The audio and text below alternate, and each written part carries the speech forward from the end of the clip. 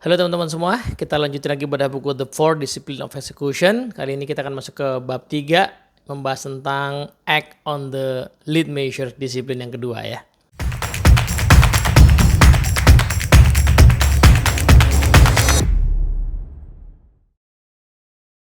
Ya, Assalamualaikum warahmatullahi wabarakatuh. Bagi yang belum nonton pembahasan sebelumnya tentang Multi Important Goals, disiplin 1, atau disiplin yang membahas prinsip ya, hukum alam yang disebut dengan fokus, nah, nonton dulu karena yang ini baru akan nyambung ya kalau kita nonton yang sebelumnya.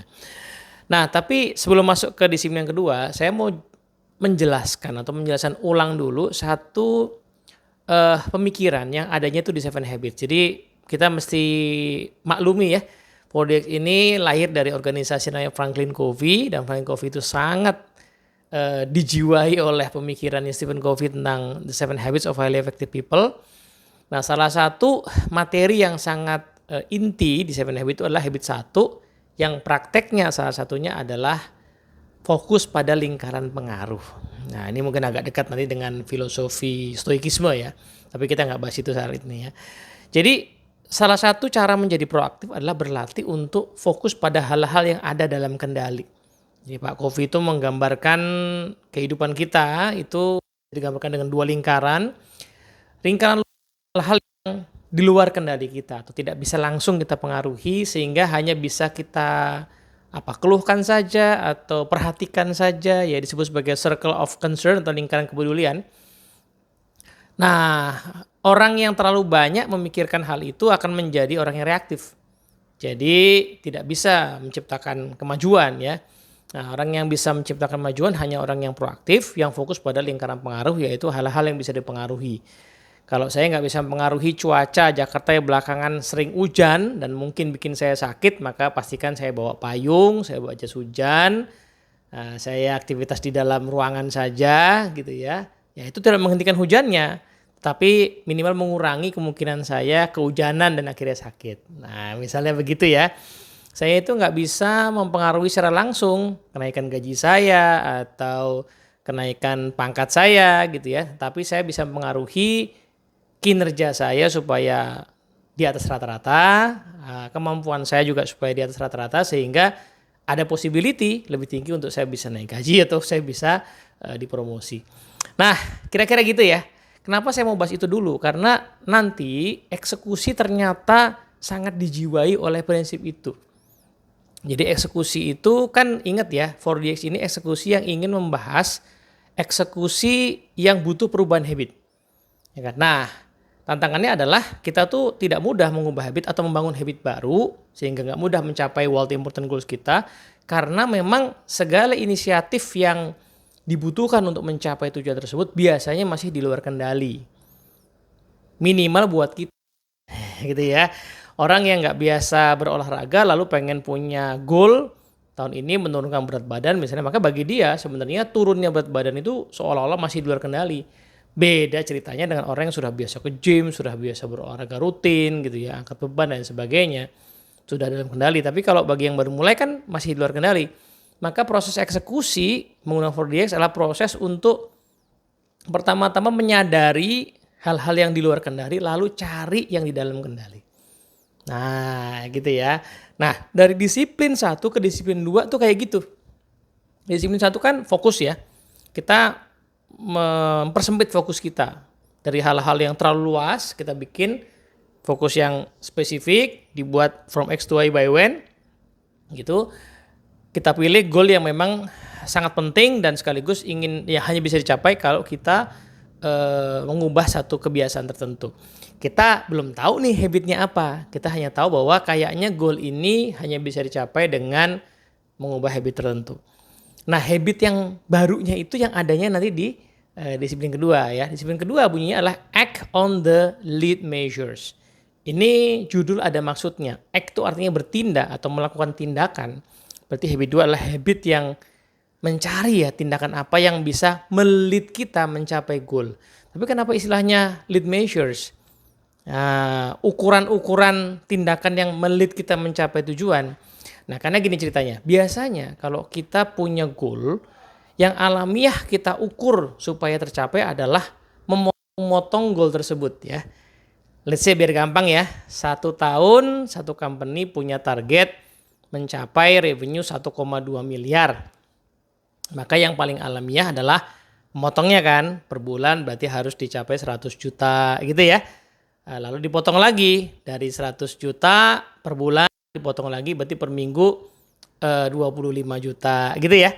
Nah itu yang alamiah, mungkin dipotong lagi per hari gitu ya. Nah cara mengukur seperti itu adalah cara mengukur yang namanya lag measures. Ukuran-ukuran yang lag sifatnya, LAG. Nah, kenapa disebut lag measures? Pertama adalah, saya memahaminya begini. Pertama adalah karena ukuran itu adalah ukuran yang memberitahu kita gap antara tujuan yang kita inginkan dengan kondisi saat ini. Nah, jadi kalau di bulan Januari ya berarti masih ada gap berapa tuh ya? 100 juta dalam 1 bulan. Per minggu jadi 25 juta bisa begitu. Nah, sehingga kita perlu mengisi ya gap tersebut. Ya, itu namanya lag ya. Ada jeda di situ. Tapi yang kedua ternyata juga begini cara memahaminya. Lag itu kan artinya tertinggal ya. Ketinggalan gitu. Kita online, nonton online, ikut Zoom gitu, nge-Zoom. Kemudian habis itu kita melihat si pembicaranya antara suara sama gambarnya nggak align karena sinyalnya naik turun gitu, nggak stabil. Kita bilang wah videonya nge-lag nih, gitu ya. Videonya tertinggal gitu. Nah kenapa disebut sebagai tertinggal? Ukuran tadi ya, ukuran yang memotong-motong terus sebagai lag measures karena untuk mengetahui pencapaian di satu titik kita hanya bisa mengetahui setelah fasenya berlalu. Pencapaian di bulan Januari baru ketahuan di Februari. Pencapaian di Februari baru ketahuan di Maret. Pencapaian di 2025 baru ketahuan di 2026 gitu kan ya. Jadi datanya itu selalu tertinggal. Nah akibatnya apa? Pencapaian goal selalu merupakan sesuatu yang terasa di luar kendali. Kita jadi kayak nggak punya kendali, kayak frustasi ya karena emang datanya selalu ketinggalan. Nah, maka dari itu, ya mencapai week jadi seolah-olah kayak sesuatu yang ya betul-betul bikin kita nggak punya harapan apapun. Nah, maka dari itu, disiplin kedua mengajak kita untuk, oke, tentu saja kita pasti akan mengukur pencapaian hasilnya. Itu adanya di lingkaran kepedulian. Pertanyaannya, lingkaran pengaruhnya apa ya? Apa hal yang ada dalam pengaruh kita yang kalau kita lakukan akan mengantarkan kita kepada pencapaian tujuan. Nah disitulah akhirnya kita akan diajak untuk menemukan namanya tindakan-tindakan yang bersifat atau prinsip hukum alam itu leverage. Punya kemampuan untuk mengungkit. Jadi diumpamakan kayak ada batu gitu ya, kita nggak bisa dorong batunya maka biasanya kita pasang kayak semacam penahan gitu lalu kita pakai lever ya, pakai besi gitu atau pakai kayu untuk mengungkit supaya batunya gelinding. Nah, di disiplin yang kedua, prinsip utamanya itu gimana kita cari pengungkit untuk bisa mencapai tujuan itu, untuk bisa menggerakkan pencapaian kita. Dalam kasus orang mau nurunin berat badan, apa sih tindakan yang bisa mengungkit pencapaian itu lebih baik? Tentu saja penyebabnya banyak. Orang bisa kurus itu ya karena stres, karena patah hati gitu ya. Nah tetapi kan itu hal-hal yang tidak dalam kendali ya. Masa kita mau mematahkan hati kita berkali-kali supaya rangsing gitu kan. Nah maka dicarilah tindakan yang memang sifatnya tadi punya efek pengungkit yang luar biasa. Nah ketemulah ya setidaknya kan 2 biasanya tuh. Satu adalah menambah gerak yang memungkinkan kita membakar kalori lebih banyak. Yang kedua adalah mengelola intake ya, makanan yang kita asup, makanan yang kalorinya kalau bisa jangan terlalu tinggi ya sehingga nanti lemak-lemak yang ada di tubuh kita itu dijadikan bahan bakar kan gitu kan ya, atau kaidahnya apa namanya itu defisit kalori lah ya, nah gitu. Nah jadi cuma 2 tindakannya, menambah gerak terutama gerak yang memang membakar tinggi dan juga memakan makanan yang memang kalorinya itu rendah begitu. Nah ini semua orang juga tahu. Siapa sih yang nggak tahu bahwa kalau mau nurunin berat badan harus olahraga dan ngatur makan? Banyak. Nah tapi disitulah kata kunci judul ini jadi penting. judulnya tidak cuma act atau bertindak, tapi act on the lead measures. Kita perlu bertindak dalam tindakan yang punya efek mengungkit dan itu mesti diukur. Kita mesti jagain tuh ukurannya. Tidak cuma sekedar olahraga, tapi olahraga apa dan berapa lama atau berapa dosisnya. Tidak cuma sekedar ngatur pola makan, tapi tepatnya apa yang mau saya makan dan seberapa sering. Entah frekuensinya, entah ukuran piringnya gitu ya, itu yang mesti diukur. Nah gitu teman-teman ya. Sehingga prosesnya jadi agak counterintuitif ya, agak berkebalikan dengan common sense kita. Common sense kita kan tadi ya, ada goal kita potong-potong. Karena itu lebih gampang ya kan. Punya target 1,2 miliar kan tinggal dipotong per bulan, per minggu gitu, per quarter. Itu lebih gampang. Yang agak menantang adalah mengukur tindakannya. Karena pertama-tama harus ditemukan dulu tindakannya apa. Nah menarik nih di buku ini itu ada beberapa contoh-contoh ketika tim Franklin Covey mendampingi banyak organisasi untuk mencapai goal mereka ya. Ada salah satu organisasi yang goalnya adalah meningkatkan produksi distribusi air bersih begitu. Ternyata lead measure-nya adalah memastikan setiap shift yang di situ ada orang-orang yang bekerja ya, mengatur peralatan dan segala macam itu shiftnya selalu penuh, artinya orang masuk semua. Jangan ada yang sakit, yang cuti segala macam ya. Orang kan memang punya hak dari sakit, cuti segala macam. Tapi yuk kita pikirin gimana supaya shiftnya itu optimal sehingga mesinnya bekerja optimal semuanya sehingga produksinya optimal. Itu dalam kendali kita tuh. Nah itu sesuatu yang tidak pernah mereka lakukan selama ini misalnya. Yang kedua adalah seringkali juga terjadi machinery breakdown ya, mesinnya rusak gitu. Kenapa? Nah, setelah dicek-cek, oh ternyata memang tidak ada atau belum ada usaha untuk memastikan peralatan itu optimal terus, jarang rusak. Namanya preventive maintenance. Nah, jadi kita perlu mereview secara reguler mesin-mesin kita supaya optimal, jarang rusak. Nah, setelah ditemukan preventive maintenance sebagai sebuah lead measure, diukur seberapa disiplin kita untuk melakukan preventive maintenance. Ada lagi contoh yang bagus juga. Jadi ada satu perusahaan kayak retail jual sepatu begitu ya, yang pengen growth gitu, nambahin revenue, penjualan. Nah, ketemulah ya, setelah difokuskan ketemulah sebenarnya yang perlu mereka lakukan adalah bagaimana membuat orang yang udah beli itu beli lagi gitu ya. Jadi nambah penjualan, tadinya beli buat dirinya sekarang beli buat anaknya begitu kan. Nah wah itu dicari tuh kan apa kira-kira ya lead measures-nya ya, apa tindakan habit baru yang perlu dibangun. Nah singkat cerita setelah di riset tadi possibility-nya adalah kalau ada orang dewasa datang, kalau bisa dia beli buat anaknya kalau dia punya anak gitu ya. Itu yang paling signifikan lah ya. Tapi gimana caranya orang bisa memastikan dia beli buat anaknya? Disediainlah jasa untuk mengukur ukuran kaki anak. Jadi ini singkat cerita, belum tentu ini cocok di semua situasi ya, tapi di buku diceritakan ketika mereka mencoba ya berinisiatif untuk mengadakan jasa mengukur ukuran kaki anak. Nah sehingga ketahuan ukuran segini ternyata lagi ada produk baru kah, lagi ada varian warna baru kah, lagi ada jenis yang baru kah. Nah anaknya jadi pengen beli gitu.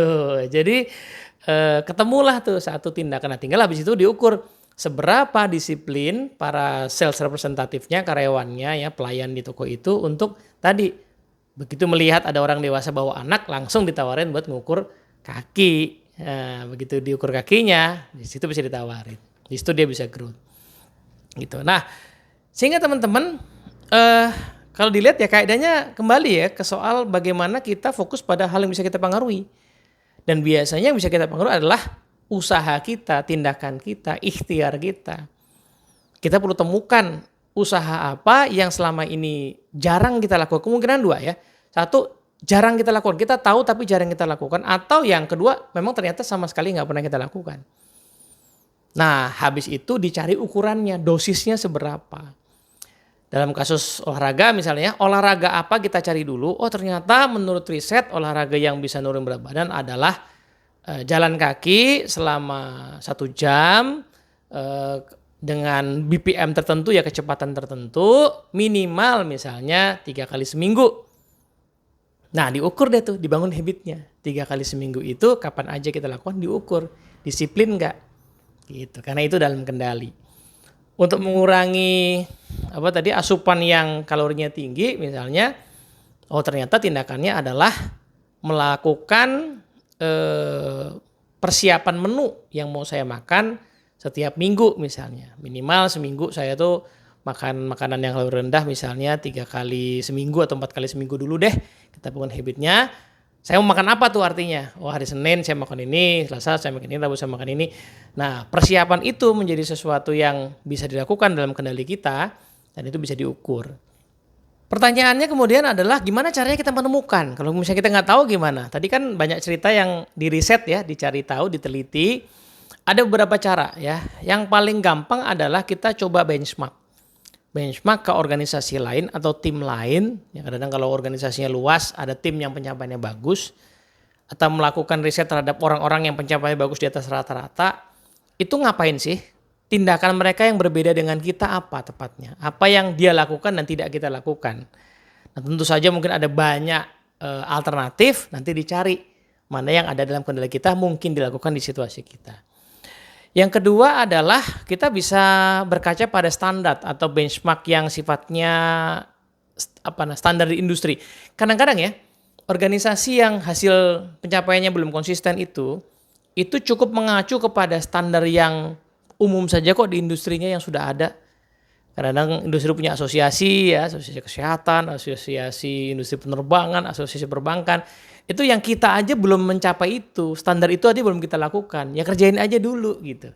Nah, habit-habit yang sudah dijadikan standar di industri itu lakukan aja dulu. Gitu. Nah, itu yang bisa kita lakukan. Kalau nggak nemu atau nggak ada, itu memang betul-betul sesuatu yang baru. Ya udah, kita eksperimentasi. Kita eksperimentasi, mencoba-coba sambil meneliti apakah kalau kita lakukan 1 atau 2 tindakan yang kira-kira menjadi leverage ini gerak nggak pencapaian di weeknya. Kalau gerak, berarti ini hal yang benar bisa kita lanjutin. Kalau nggak gerak, mungkin ini kurang tepat. Dengan asumsi tadi ya sudah dijalankan sebagai habit ya. Nggak gerak atau nggak ada dampaknya, mungkin ini kurang tepat. Ya cari lagi cara yang berbeda. Tapi yang pasti tidak mungkin yang namanya lead measure itu sesuatu yang sudah rutin atau sudah jadi habit. Nggak mungkin. Karena kalau sudah jadi habit artinya sudah dari dulu harusnya weeknya tercapai. Jadi kemungkinan tadi 2 ya, sesuatu yang nggak pernah kita lakukan selama ini, ada, di luaran ada, kita nggak pernah melakukan saja. Atau yang kedua, kita lakukan tapi nggak konsisten. Nah mungkin misalnya dosisnya terlalu kecil ya. Tadi contoh ya orang olahraganya cuman 5 menit, jalan 5 menit, cuman 100 langkah, habis itu ngerasa cukup makan bubur 2 mangkok. Nah itu kan tidak efektif ya. Jadi kualitasnya mungkin kurang bagus ya kalaupun kita lakukan gitu. Nah, yang menarik adalah dari disiplin yang kedua ini memungkinkan untuk kita berdiskusi bersama tim. Karena tim yang sebenarnya lebih tahu ya di lapangan kira-kira apa sih tindakan yang punya dampak. Ini kalau nggak salah ada kutipan ya dari Edward Deming ya, pakar manajemen kualitas itu dia mengatakan bahwa orang yang ya sehari-harinya ya nggak jauh dari sekelilingnya, misalnya nggak jauh dari 5-10 meter di pekerjaannya, dia tuh paling tahu hubungan sebab akibat di dalam pekerjaannya. Apa sih yang paling berdampak, apa yang laku gitu ya, apa yang bisa mengubah tuh dia tahu. Jadi kalau kita bisa melibatkan tim dalam diskusi hal ini.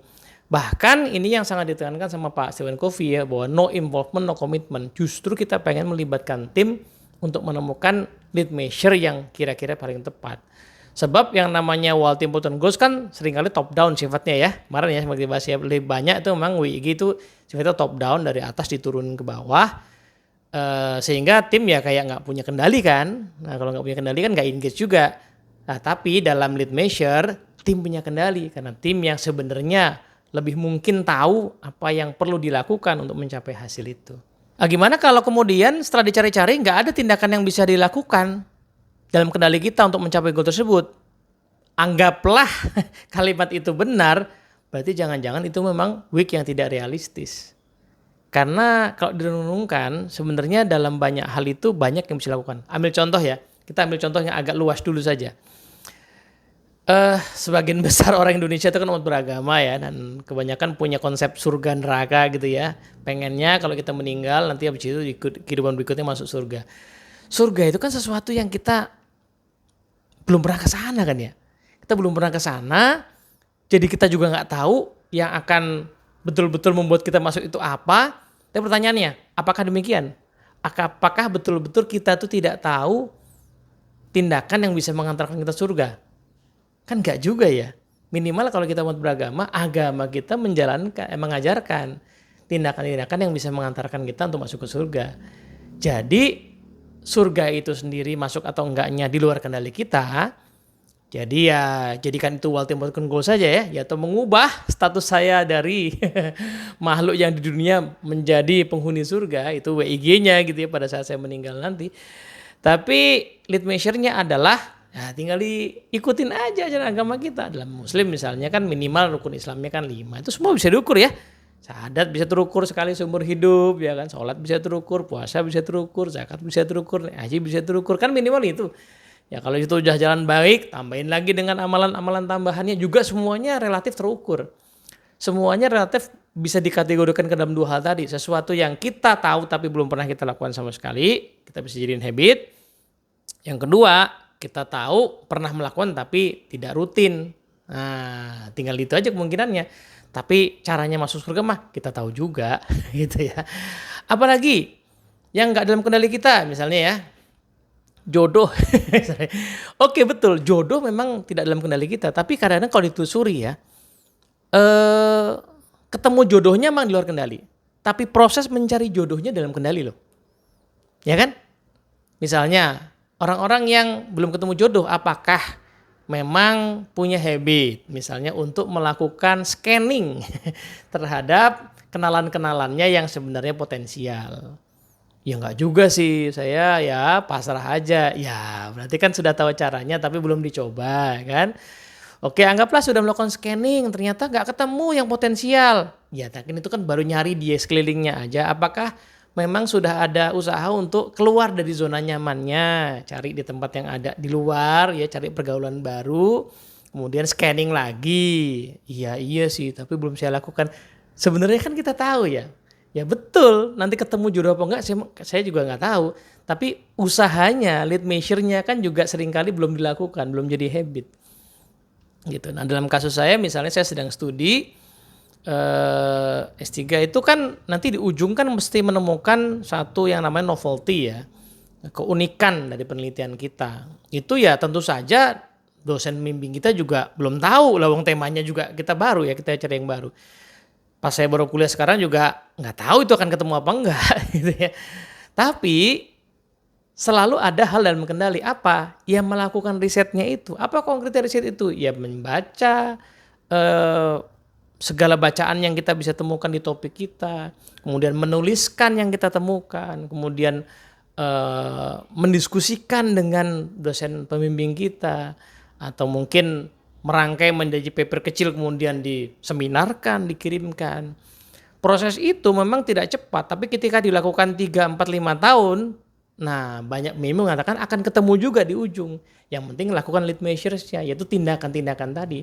Apakah setiap hari saya membaca, apakah setiap hari saya mencari bahan lalu saya baca, apakah saya membaca lalu saya rangkum misalnya, saya tuliskan gitu. Apakah setiap minggu saya menuliskan sesuatu, saya mereview tulisan saya mengirimkan ke jurnal, saya melakukan konsultasi, diskusi. Jadi tindakan itu akan mengantarkan kepada pencapaian.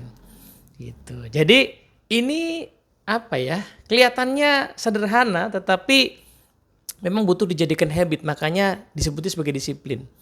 Nah, so teman-teman semua belajar dari disiplin yang kedua.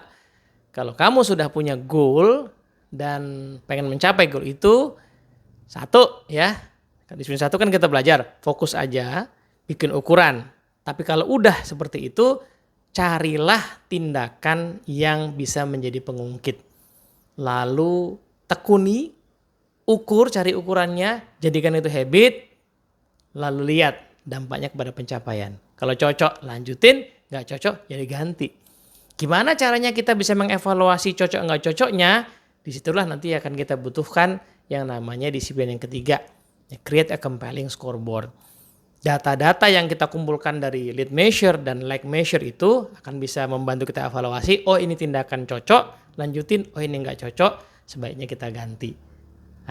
Moga-moga bermanfaat. Assalamualaikum warahmatullahi wabarakatuh.